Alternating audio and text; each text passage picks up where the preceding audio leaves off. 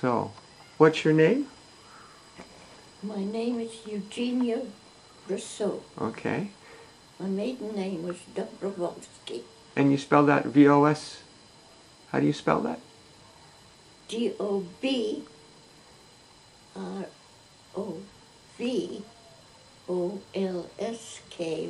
It's always the L that screws me up. I'm never sure if it's in or not. Yeah, that's what I always think. V-O-L-S-K-Y. And where are we now? We're in Glendale, California. Okay, and what's the date? Today, I believe... February 3rd. February 4th. Third today. February 3rd. Super Bowl Sunday. Okay. Okay. And how old are you today? I am 93. I was born on December 12th, 1914. Uh-huh. Okay, and where were you born? I was born in Tsinan, which is in the Shandong province of China. Where is that approximately? In North China. So is that like north of Shanghai? Oh yes, very definite. North and west, inland from Shanghai? Yes, it's inland. About how far from Shanghai? Well, if I remember correctly, I had to take a train from Tsinan to Tsingtao and then take the ship from Tsingtao to Shanghai. Uh-huh. And how far was the train from Tsinan to Tsingtao? I can't remember very well, but Okay. I think it was several hours. Uh-huh. And why were your parents in Tsinan? The reason I don't know, but I guess my father was somewhat adventurous when he decided to get there. It was just far away from wherever he was. Uh-huh. And there was a company there that apparently offered him a job. oh, is that how he got there originally? And he had been working on the Trans-Siberian Railway, right? I think so, before he took this job. When did he first go to Tsinan, do you know? Well, I think it was probably in the last part of 1800. Uh-huh. Because I was born in 1914. My brother was born before that. Uh-huh. Possibly 5 years before that. Uh-huh. Which would be like 1909. Uh-huh. And he was their firstborn, I think. And they had 2 little babies, little boys, that died of a plague. Oh, really? I didn't know that. Okay. I think it was black pox. Uh-huh. They died of black pox. But somehow I did not get infected, which was remarkable. And then you had your brother, his name was? My brother's name was Constantine. Uh-huh. And we used to call him Connie for short. And he was at least 5 years older than I was. Okay. And then you had a sister too? I had a sister which was 5 years younger than 5 years younger, okay. So you were the middle. I was the middle. Uh-huh. But my mother did have 2 little boys between my brother and But they died. Oh, I didn't know that. It's the first they I heard died it. Uh-huh. of black pox. Wow, okay. It was a horrible thing. Uh-huh. Now you stayed in Tsinan until you were how old? Well, I was in Tsinan until I became, when I went to grade school. What is before, just before high school? Elementary school? Huh? Elementary school? Yes. I was there until elementary school, at which time I went to the convent in Tsingtao. Uh-huh. And so you lived at the convent. I lived in the convent. It took a train trip from Tsinan to Tsingtao, Uh-huh. so it wasn't close. So you were in the convent for first grade to 8th grade, or? Well, until ninth grade. Ninth grade, I went to Shanghai American School, freshman year. Uh-huh. And I stayed there throughout. But Christmas and summer, I took trips home to Tsinan.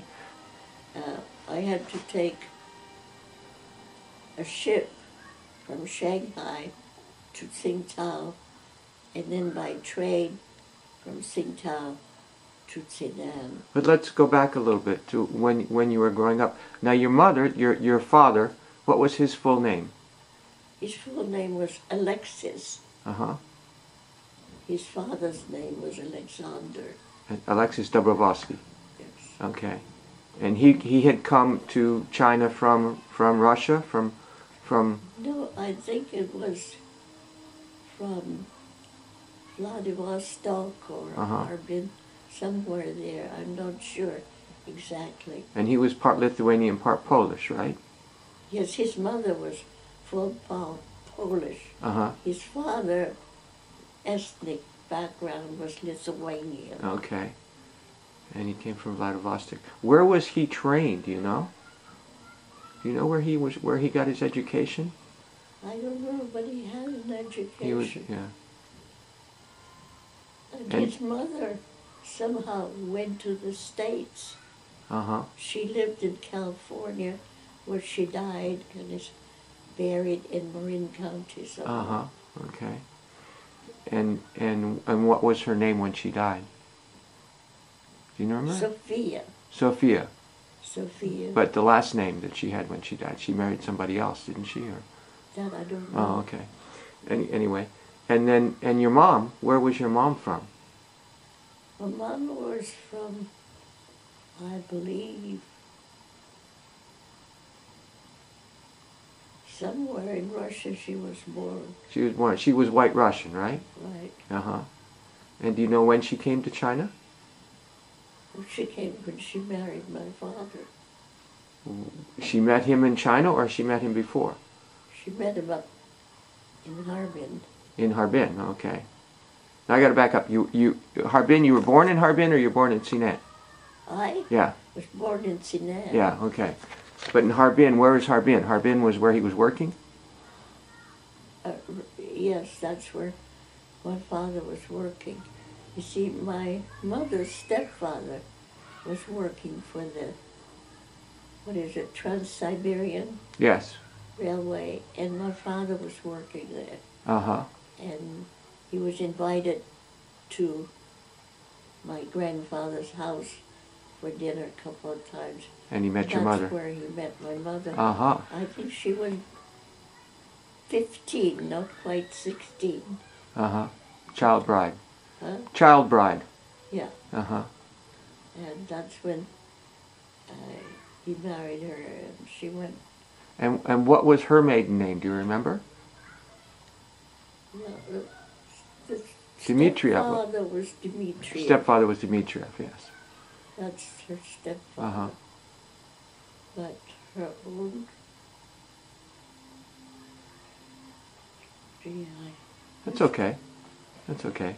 So your mom and your dad were in Tsinan, and that you had a house in. What was the house like in Tsinan where you grew up? Oh, it was beautiful. Yeah? It was like any house, any good Beverly Hills house. Uh-huh. Yeah, had everything. Had everything? How many bedrooms? And I think we had at least 3 or 4 bedrooms. Uh-huh. We had a very elaborate living room, Uh-huh. and one room was my father's kind of a study. It had 4 walls, from floor to ceiling, Uh-huh. bookcase and books. He collected books, Mm-hmm. and they had all kinds of valuable old Oops. Did you have indoor running water and everything? Or? Yes, eventually we did. Eventually. I mean, when I was born, we did. Uh-huh. When they first came, I think they didn't quite have the kind of plumbing that we have now. But later on, we did have exactly like here. You ran the water. See, in the beginning, like in the bathroom, there was a tank on the top that you flush for the toilet. And I think the water, I don't know where the water, maybe they had to carry the water to How many servants did you have? 8. 8 servants. At least. For 4 of you, 5 of you. Yeah. Well, they had the cook. The cook had an assistant. Yeah. Then there was number 1 boy, number 2 boy, and then there was the cook's helper. That's how many, 5? Yeah. Then there was an armor to take care of the children. Right. And another armor who did the laundry of your fine underwear and did mending and sewing. There'd be 2 armors. And then we had a gardener, and the gardener had a helper. The cook had a helper. How large were the grounds? The outside of the house? The house was modern like here, and the grounds were beautiful. Garden, walkway, trees. Okay. What were your father's businesses? There were many and very different at times. At one time, because hair nets, women's hair nets, Yes. were a big business. And so he had a place, I guess a factory might say, that they had women, Chinese women, and they made these hair nets by hand. And then they were packed and shipped to the States. I don't know why everything always went to the States. And that was big business. The other was when there was a plague somewhere, I don't know where, he sent for some vets, and some came from Serbia. I remember his name was Dr. Vilmirovich. And he had a wife. And how do you spell that? I would say it probably Vilmiroch.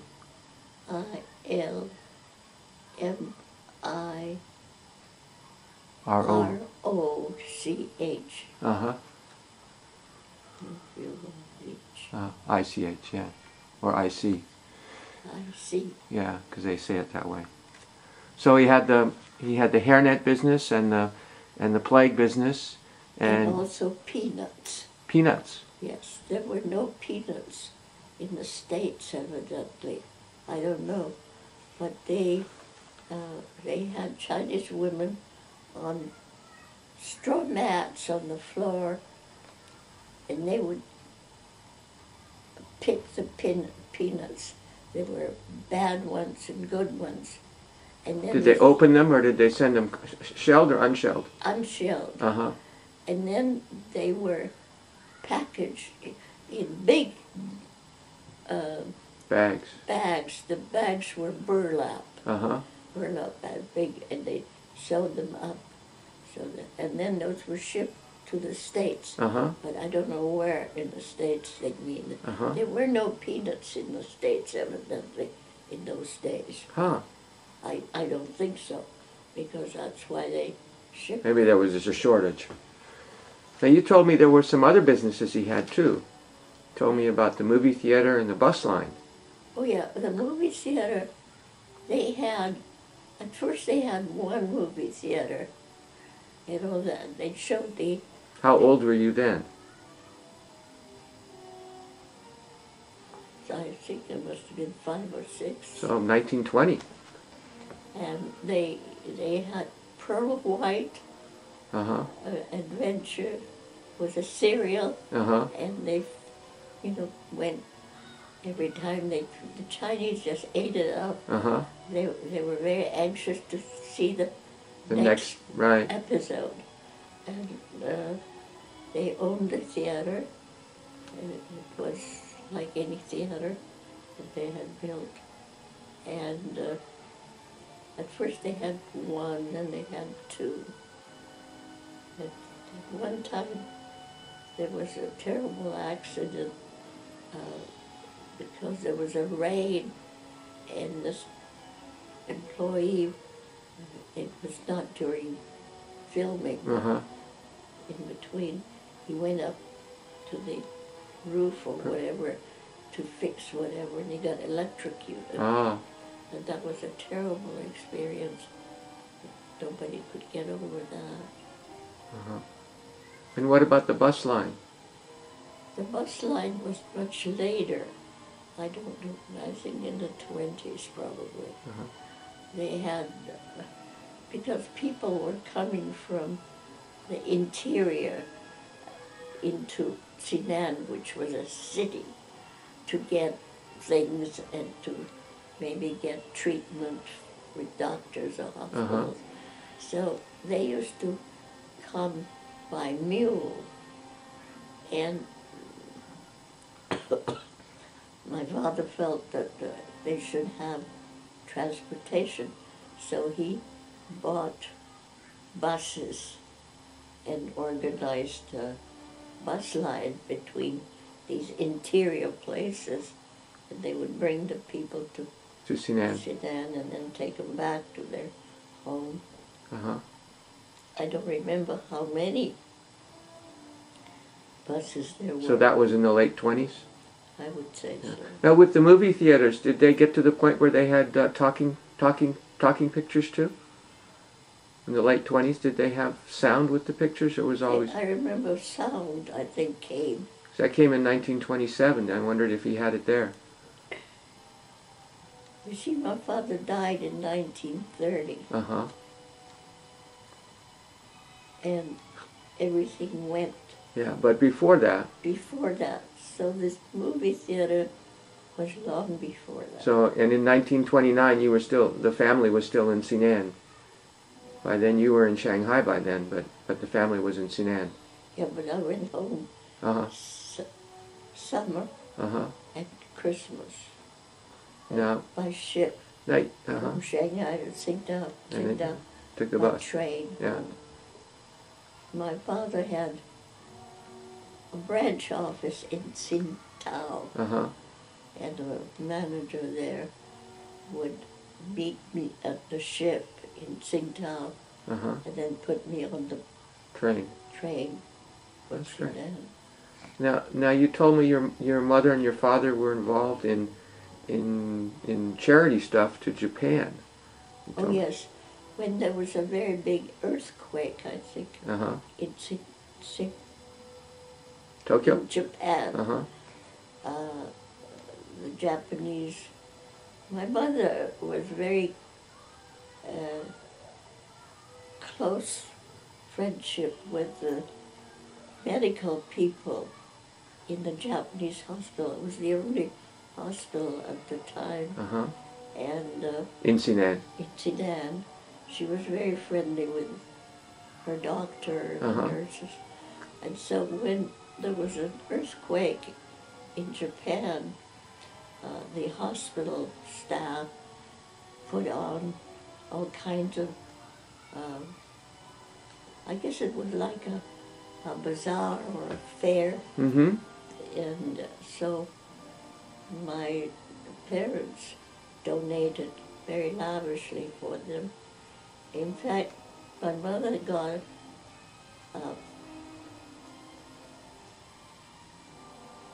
An award. an award.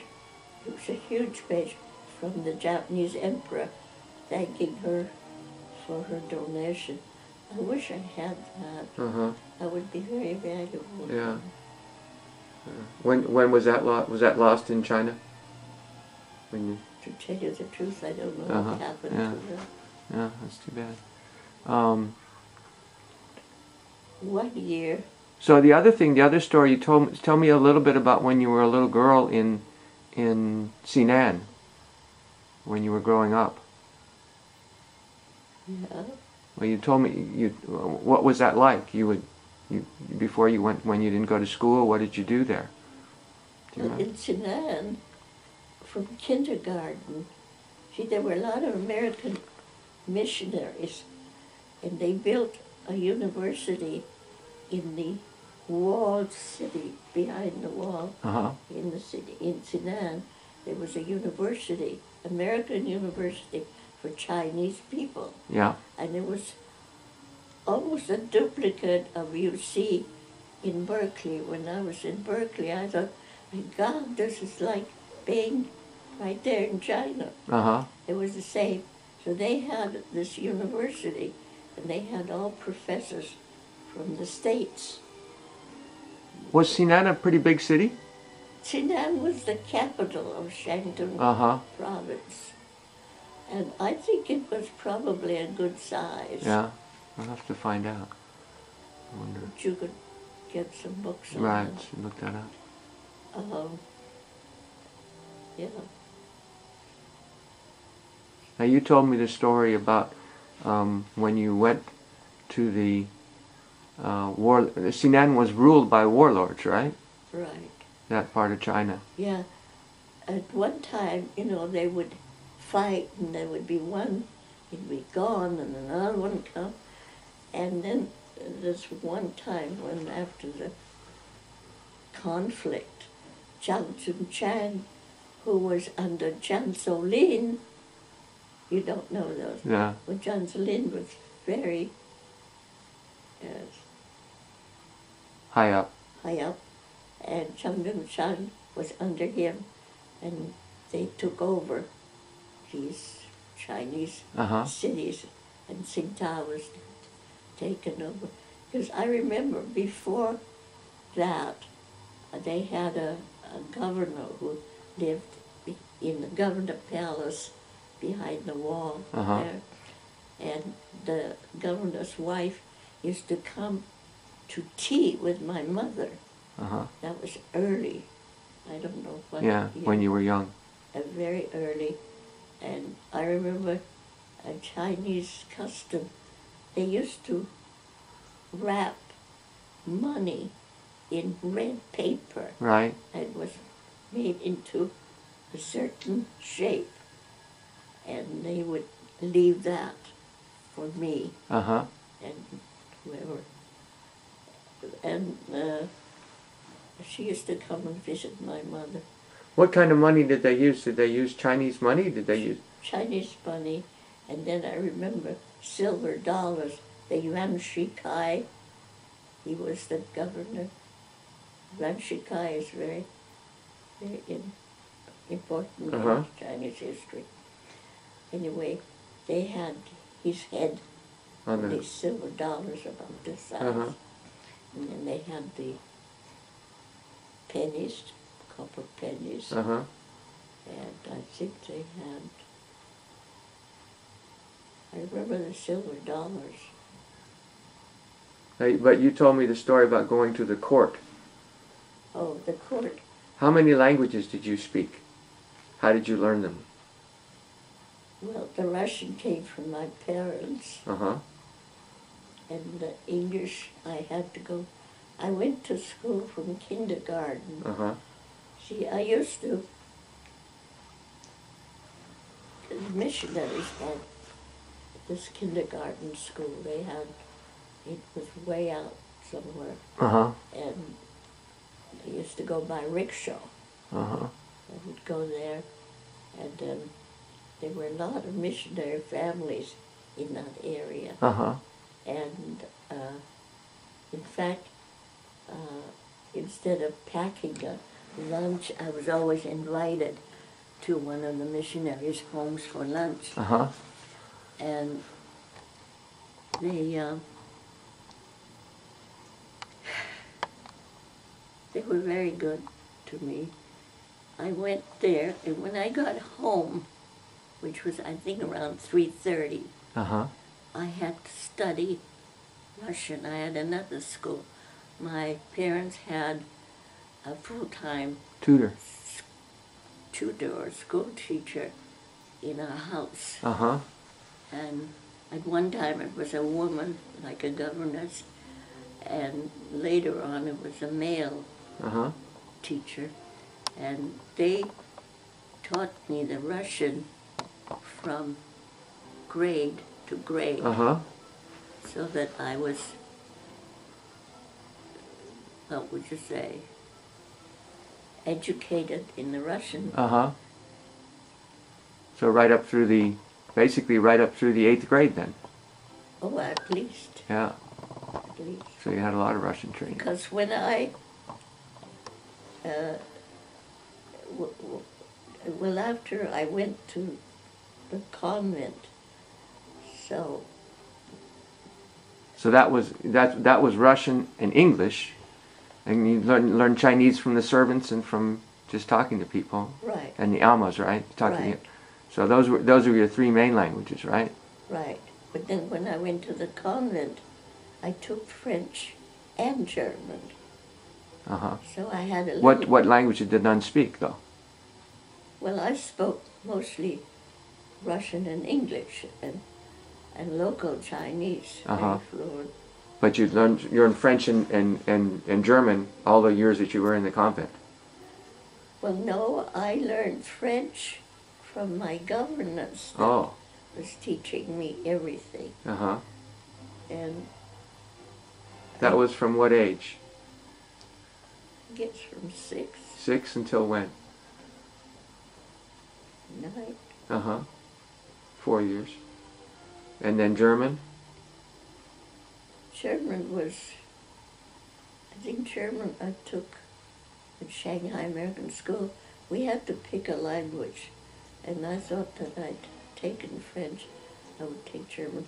German, I spoke very little, but a lot of it, we had umpteen German friends at home. Yes. So just even being friends with my same age kids, I picked up a lot of German. A lot of German that way. Yeah. Okay, so now how did it happen that you ended up going to the court of to interpret? Oh, there was a German woman, her name was Meyer, Mrs. Myers. She was a very, very wealthy German woman. You know, Tsingtao in the beginning was built by the Germans. And all the German elite used to go there for their summer. And from where? From Germany. From Germany, they went to China? Yeah, they went to this place. Oh, wow. Which they built. Tsingtao was built by Germans. And they used to use it for their elite for summer vacation. It's a long way to travel. Yes, but they did. And Mrs. Myers was a very wealthy woman. And she had a husband that, I don't know, married her for her money, I guess. And one year, she went to Germany on vacation. And he absconded with everything she had. So when she came back, she was in trouble. And of course, the Germans, what is it, extraterritorial rights they didn't have. They had to use the Chinese courts. Right. So she took her husband to court. And it wasn't going well or something. And at that time, at that particular time, the mayor or the governor of Shantung province was the warlord Chiang Kai-shek. Chiang Kai-shek was the warlord? No, not Chiang Kai-shek. Jiang Zemin was one of the warlords. Right. Under him was Zhang Zhong-chung. Zhang Chung, okay. Zhang Zhong-chung, who became the governor of that Shantung province. So with her thing, she took to the Chinese court, and it was not going well, and it was recommended that she go see the governor, which was Zhang Zhong-chung, under Zhang Zilin. And so she didn't speak any Chinese, so she spoke a little English and mostly German. So she asked my father, he would help her because he had picked up the Chinese language by living there. So he was supposed to take her. And the day he was supposed to take her, it turned out he had some kind of an important meeting that he could not do. So they were in a panic because the appointment for her was made. So he said, well, I think Jenny, I must have been 8 or 9. You were only 8 or 9? No. Yeah. Really? Yeah. 8 or 9. Maybe 10. Okay. Anyway, so this is he said 1924 maybe, 22, 24. probably. And he said that maybe a little later. Yeah, I might have been 10 or 12, I don't know. It's hard for me to remember. Anyway, he said that he thought that my knowledge of the language was good enough. So we went, and we had to see this warlord. He was huge. I think he must have been 6'5" or more. Really? Yeah. So he was a Manchurian, or he was... Right. Yeah. He had a mustache coming down, really frightening. He had 35 or 36 wives. He even had one Russian wife, I think. And he used to love parties. So wait a minute, but so you went in with Mrs. Myers to be her translator? Yeah. How did that go? Went all right. Did she win her case? Oh, she won the case in the end, yeah. But, well, she What happened when they introduced you as the... They said, what's this little girl doing? And they said, this is our translator? They didn't question it. No? I just translated. And... What were you thinking when were you nervous when you were translating? Or did you know enough to be nervous? Yes, I was nervous. Yeah? Just to look at that guy was skin. Was it like in a courtroom, or was it like... No, it was in his house, in the living room. It was in the governor's mansion. And he didn't take long. I don't know what he did for her, I can't remember.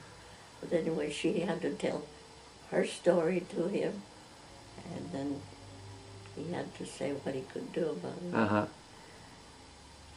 So what else do I know? So that's great. So what you were starting to say then, what happened about he liked parties? Oh yeah, he liked parties, and he gave parties for the foreign community. He used to send a train from Tsinan to Tsingtao because there were more white people there. Right. And Tsingtao was part of Shantung province? Yes. Okay. So he would send a train, well, there was a train, but he would send it especially to pick up all the guests who were coming to his party, love parties.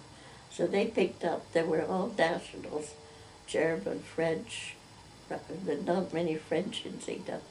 Anyway, the British and the Americans came to his party. And so, but he spoke no English, spoke no other language except Chinese. And he had all these wives, and they were all Chinese. So he said he needed someone to make his parties nicer so that the wife could speak Chinese and English. Uh-huh. And after my meeting with him, he decided that it might be good to have me, and of course I was refused. And shortly after that, we used to go to my parents' movie house by rickshaw. Right. And we were going that evening by rickshaw. And this was a time when this warlord brought those white Russians that ran out. Stallions. Huh? The horses. Yes, they were on horses. Uh-huh. And they were, what do they call them? Cossacks? Cossacks? Yeah, I think, with these hats Uh-huh. and the stuff here on their uniforms. Uh-huh. And they rode horses. And one time when we were going to, my parents were going to the cinema, our own cinema. We'd go by rickshaw. We didn't have a car in those days. And these Cossacks, I was in the one cinema seat in the rickshaw, and my mother was in another one. And these Cossacks, one on this side, one on this side, appeared. And it scared my parents because they thought that I was being abducted. Uh-huh. Because apparently, I'm not sure of this, apparently he did make a bid to my parents for me. Uh-huh. They declined. But he thought it might get me anyhow. So my parents got very scared. They thought this didn't look right to them, that they would do this. They didn't do anything, they just rode on both sides of me. It was enough to scare them. So they said I was going into a boarding house in Tsingtao, and that's where I went. Now I have to go to the bathroom. Okay.